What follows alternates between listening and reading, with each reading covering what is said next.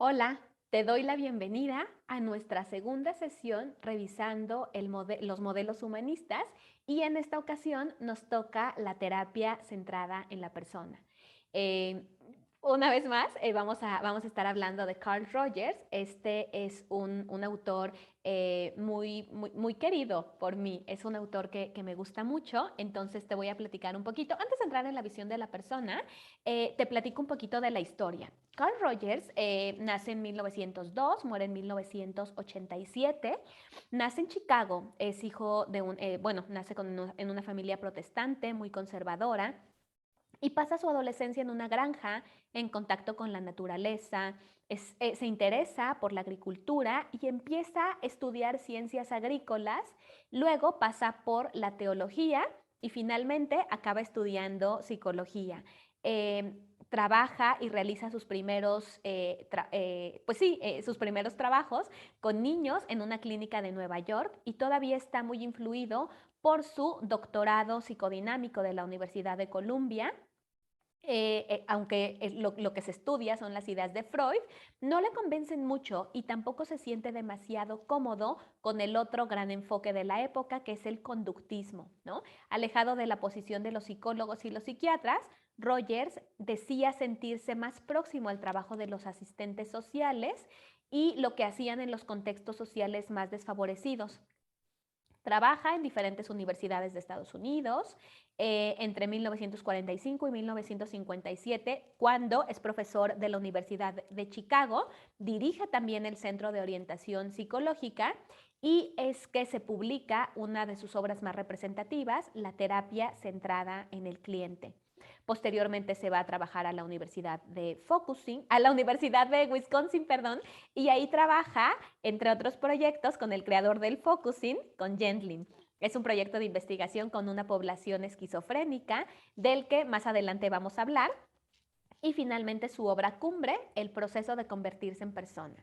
La idea de Rogers es que las personas tienen recursos, que son capaces de autocomprenderse y de cambiarse, y para que todas esas potencialidades se manifiesten, es necesario un clima facilitador en el que se sientan seguros y validados. Entonces, eh, también parte de sus ideas tienen que ver con que había una metáfora en el que cuando él trabajaba con sus papás en la granja, hablaba de cómo unas papas abandonadas en el sótano de la granja de sus papás intentaban brotar aún sin tierra ni agua, apenas luz. Y él se preguntaba, ¿qué hubiera sido si estas papas hubieran sido cultivadas en un terreno favorable? Entonces, decía él que las papas malogradas son las personas con algún tipo de síntoma y en un terreno favorable es que el terapeuta es el que va creando cada una de las sesiones y construyendo así una potente relación terapéutica. También de esta hipótesis nace la terapia no directiva, como una reacción a la psicología en la que los terapeutas tenían mucho poder, más representativa del psicoanálisis o de la terapia conductual. Y entonces va habiendo diversos giros teóricos hacia una visión cada vez más centrada en los recursos de las personas y entonces hacen que el nombre del tratamiento pasara por, primero se conocía como terapia centrada en el cliente o como él prefería llamarla en la última época, enfoque centrado en la persona. En lo que en principio es una terapia individual, acaba aplicándose también al trabajo con parejas y con grupos, como por ejemplo los grupos de encuentro para el entrenamiento de la sensibilidad. Y en la medida que la fama de Rogers como psicólogo humanista se extiende, también sus ideas acaban teniendo impacto en áreas como la educación, como la orientación matrimonial o incluso la política.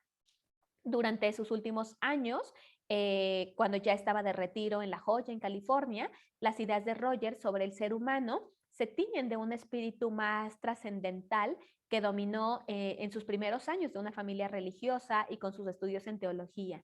Carl Rogers, durante su propuesta teórica, más bien hace un señalamiento o una visión más profunda sobre el ser humano que incluye también conceptos del universo entero. Entonces, sobre la visión de la persona que tiene Rogers, ¿no? Según él, primero habría una fuerza opuesta a la entropía. La entropía es esta tendencia al desorden, y en su lugar él le denomina a esta fuerza contraria una tendencia formativa. Es una energía que impregna a la naturaleza y el universo entero, y que todos los seres vivos o inertes han sido creados para desarrollar sus potencialidades. El ser humano en especial está dotado de un instinto innato para el progreso denominado tendencia autorrealizadora, y que justamente es lo que le va a llevar una búsqueda constante de la autorrealización.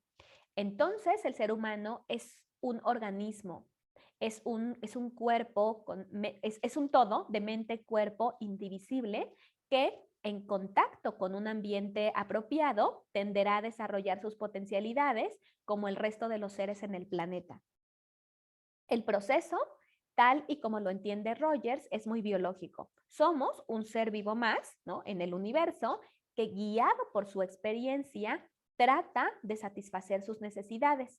A este aspecto de lo humano se le denomina como un yo organismo, y bajo el efecto de la tendencia actualizadora está en un flujo continuo de cambio, de transformación, para convertirse en un ser cada vez más complejo, independiente y responsable.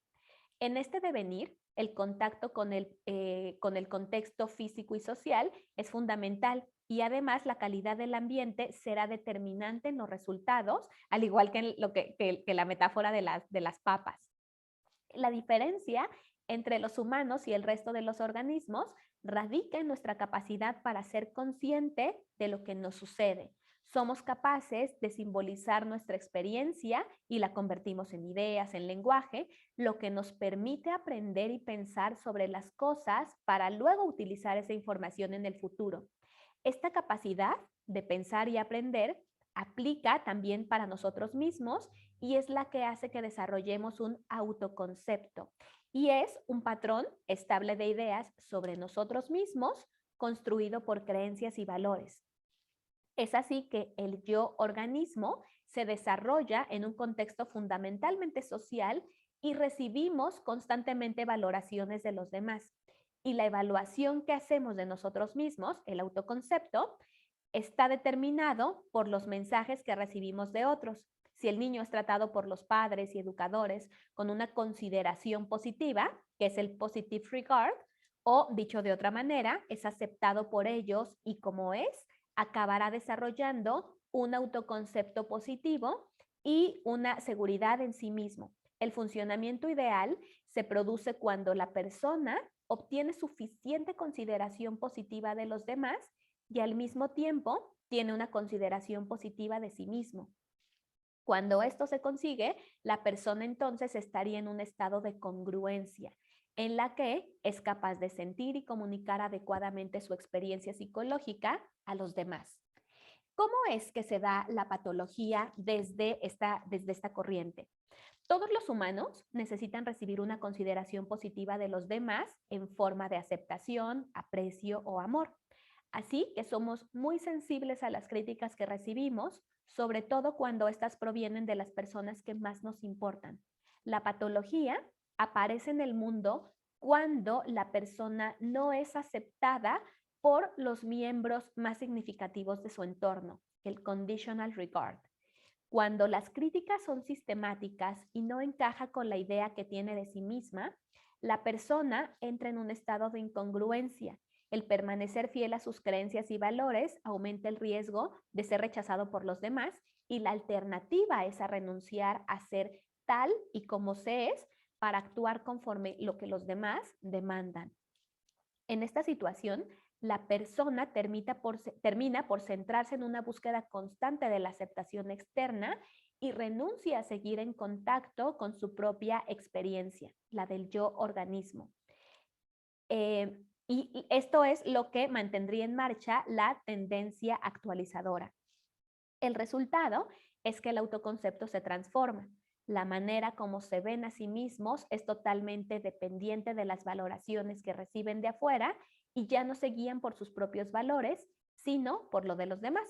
Por ejemplo, algunos niños pueden aprender que el valor depende del logro, de portarse bien o de ser sumisos, y ahora el yo está dividido. Por una parte, el autoconcepto aprendido para conseguir la aceptación de otros, y por otra parte, el yo organismo, que para desarrollarse necesita mantenerse en contacto con la experiencia.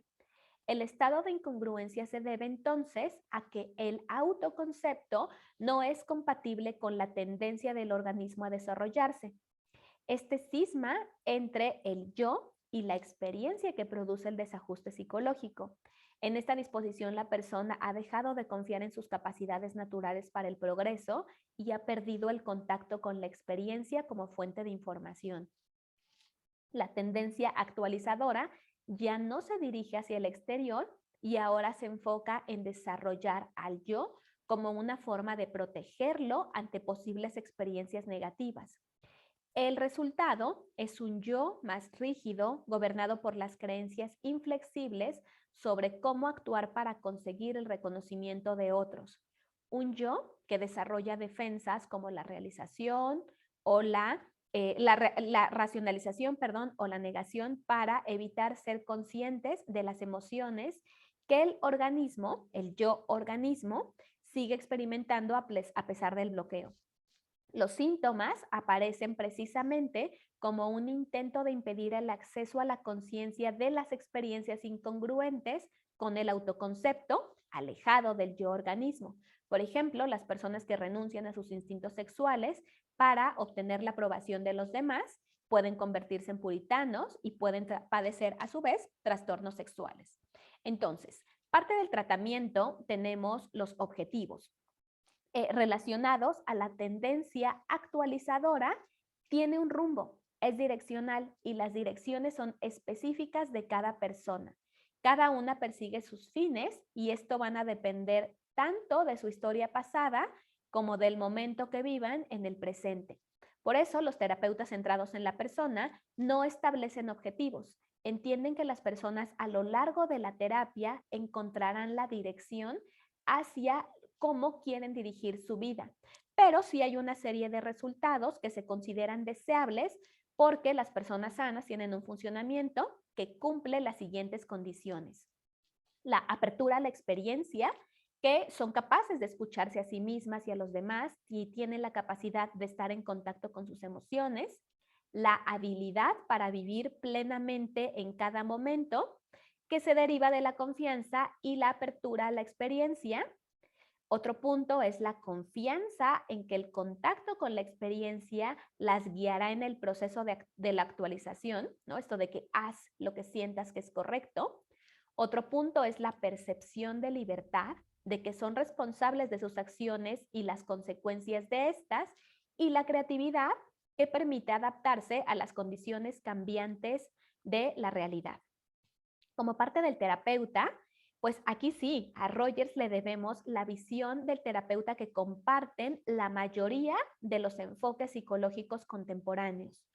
Un profesional cuyo objetivo prioritario sea el de establecer una sólida relación terapéutica. Desde esta perspectiva teórica, se asume que entender al ser humano implica comprender cómo vive la experiencia, cómo la percibe, cómo la siente, cómo la simboliza. Para conseguirlo, el terapeuta debe ser capaz de ver el mundo a través de sus propios ojos. Debe conseguir meterse en sus zapatos para entender cómo percibe la realidad. Toda la intervención del enfoque centrado en la persona se basa en esta idea, ¿no? Entonces, ¿cuáles son algunas de las técnicas? En otros modelos de psicoterapia, la relación terapéutica es la base para aplicar una técnica del cambio. En la terapia centrada en la persona, la propia relación terapéutica es la técnica para ayudar al progreso de las personas.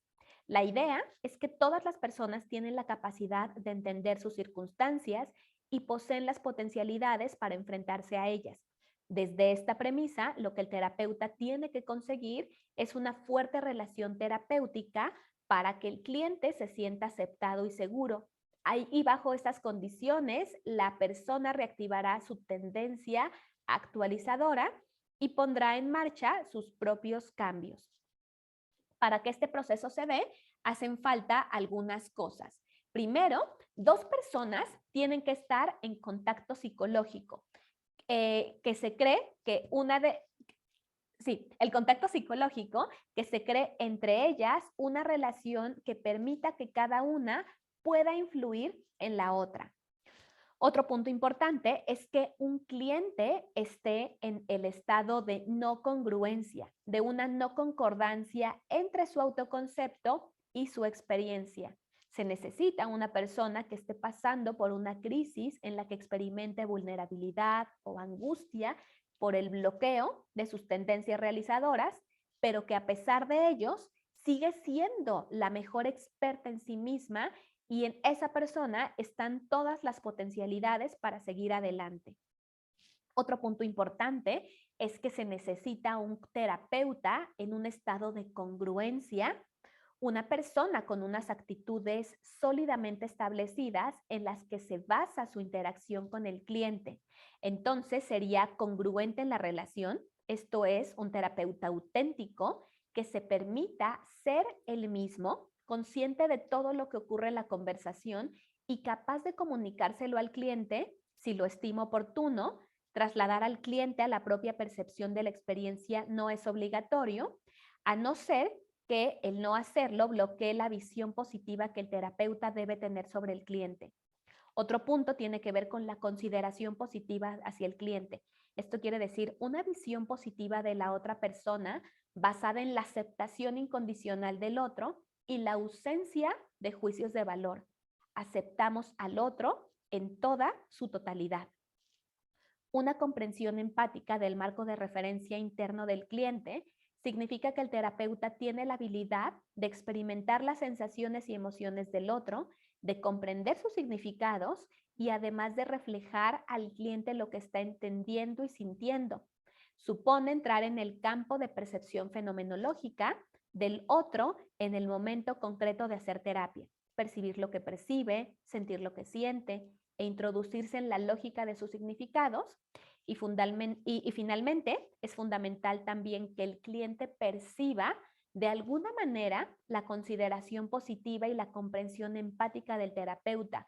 Por eso, el profesional debe hacer un esfuerzo para ir devolviendo una parte de lo que va entendiendo. El terapeuta es todo lo opuesto a lo directivo. Es un terapeuta colaborador, no tiene objetivos para el cliente y no guía a la persona hacia ningún objetivo específico de experiencia.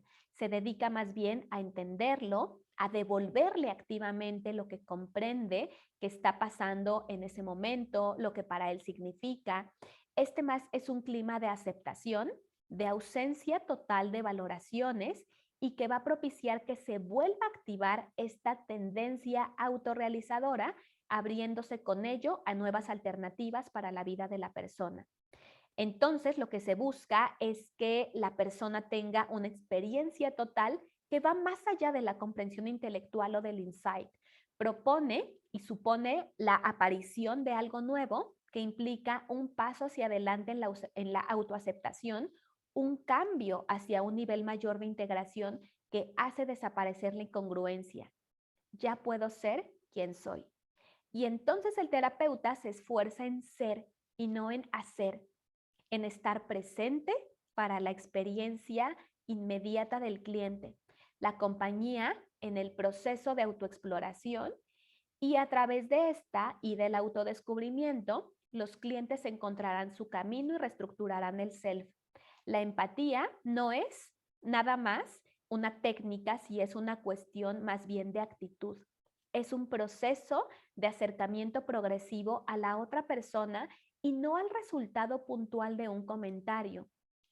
Aunque también es por este motivo por lo que algunas de las técnicas de Rogers consiguieron una gran popularidad, ¿no? El reflejo, el parafraseo. No hay que olvidar que la clave es más bien el poder ayudar a la persona mediante mantener las tres condiciones de congruencia: la aceptación incondicional y la comprensión empática. En la práctica hay básicamente dos técnicas de Rogers que se plasman a través de estas actitudes, decía, el reflejo y el parafraseo. El reflejo consiste en que el terapeuta devuelve con sus propias palabras lo fundamental de las emociones que el cliente está expresando, y el parafraseo es el devolver a los clientes un resumen de aquello que vamos comprendiendo.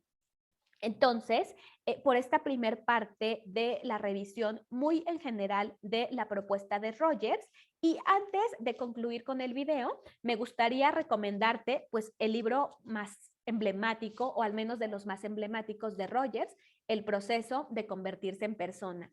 Y aunque realmente el libro va teniendo diferentes apartados y una de las partes pues más sustanciosas justamente es el proceso de convertirse en persona, a mí me gusta mucho y me gustaría cerrar con algunas preguntas que vienen en la segunda parte del texto, que se titula ¿Cómo puedo servir de ayuda? Y entonces me voy a tomar la libertad de retomar algunos textos y algunas líneas de este apartado, ¿no? Dice, ¿cómo puedo crear una relación de ayuda? Pienso que todos los que trabajamos en el campo de las relaciones humanas enfrentamos el mismo problema respecto de la manera en que deseamos emplear los conocimientos adquiridos. No podemos atenernos incondicionalmente a estos hallazgos, pues corremos el riesgo de destruir las cualidades personales cuyo inmenso valor demuestran los estudios. En mi opinión, debemos usarlos como parámetro para evaluar nuestra propia experiencia y luego formular hipótesis personales que serán usadas y examinadas en nuestras relaciones posteriores. Dice, no deseo indicar el modo en que han de emplearse los hallazgos que he presentado.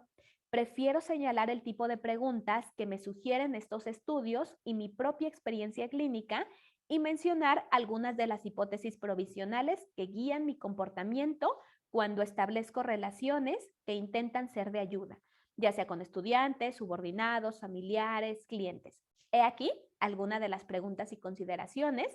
Solo voy a retomar 10 preguntas que te invito a reflexionar, ¿no? Imagínate que es como que yo te las estuviera preguntando, o mejor aún, que Rogers mismo te las estuviera haciendo. Y entonces, ¿cómo lo contestarías? La primera es, ¿cómo puedo ser para que el otro me perciba como una persona digna de fe, coherente y segura en un sentido profundo? Y luego vienen las preguntas y va dando las respuestas basadas en la investigación, en su experiencia clínica y demás, pero invita a la reflexión. Otra de las preguntas es, ¿puedo ser lo suficientemente expresivo como persona de tal manera que pueda comunicar lo que soy sin ambigüedades? Una tercera pregunta es, ¿puedo permitirme experimentar actitudes positivas hacia esta otra persona? Actitudes de calidez, cuidado, agrado, interés, respeto. Otra pregunta, ¿puedo ser suficientemente fuerte como persona como para distinguirme del otro? ¿Puedo respetar con firmeza mis propios sentimientos y necesidades, tanto como los del otro? ¿Soy dueño de mis sentimientos y capaz de expresarlos como algo que me pertenece y que es diferente de los sentimientos del otro? ¿Es mi individualidad lo bastante fuerte como para no sentirme abatido por su depresión, atemorizado por su miedo o absorbido por su dependencia? Y vienen otras preguntas más relacionadas a eso. El quinto punto, estoy suficientemente seguro de mí mismo como para admitir la individualidad del otro. ¿Puedo permitirle ser lo que es? Honesto, falso, infantil o adulto, desesperado, pleno de confianza. ¿Puedo otorgarle la libertad de ser? La sexta, ¿puedo permitirme penetrar plenamente en el mundo de los sentimientos y significados personales del otro y verlos tal como él los ve? Séptimo cuestionamiento. Dice, otro problema se relaciona con mi capacidad de aceptar cada uno de los aspectos que la otra persona me presenta. Por tanto, ¿puedo aceptarlo tal cual es? ¿Puedo comunicarle esta actitud? ¿O puedo recibirlo solo de manera condicional, aceptando algunos aspectos de sus sentimientos y rechazando otros abierta y disimuladamente? La siguiente pregunta dice, con un tema inminentemente práctico, ¿puedo comportarme en la relación con la delicadeza necesaria como para que mi conducta no sea sentida como una amenaza. La penúltima, representando un aspecto específico importante de la pregunta precedente, dice, ¿puedo liberar al cliente de la amenaza de la evaluación externa?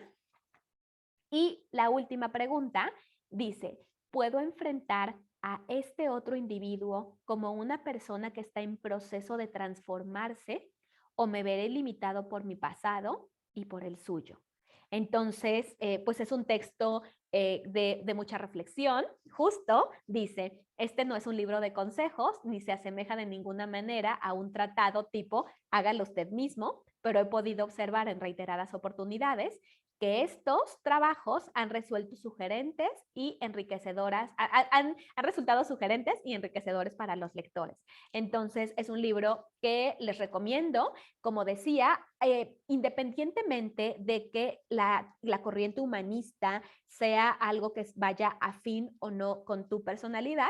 Actualmente las psicoterapias contemporáneas están más de acuerdo y se implementa más una postura terapéutica como la que propone Rogers.